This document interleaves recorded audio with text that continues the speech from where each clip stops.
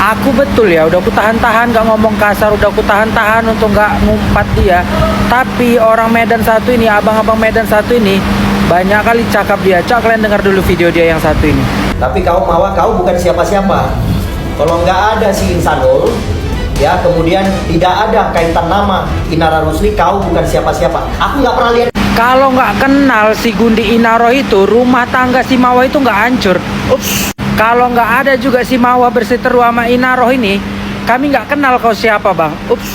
Coba kita dengar lagi, apa lagi nih katanya. Coba kita dengar. Dugaan saya jelas-jelas menggunakan perkara ini untuk mendompleng nama dia.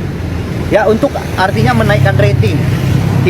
Kau kira ada yang kenal Inarohmu itu kalau dia nggak nikah sama Virgon? Ups.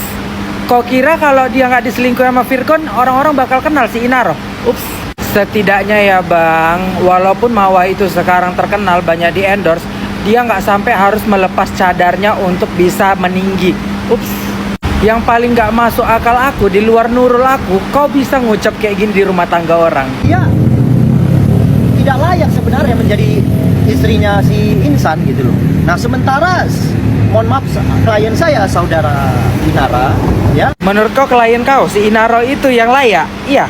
Ya kalau menurut aku, dugaan aku, kuasa hukum yang kayak gini, harusnya kau bisa nengahin ya bang. Pertemukan tuh si Inaro sama si Mawa sampai orang itu bisa berdamai. Bukan malah kau komat kamit di luar Nurul kayak gini. Kayak manapun Mawa itu istri sah.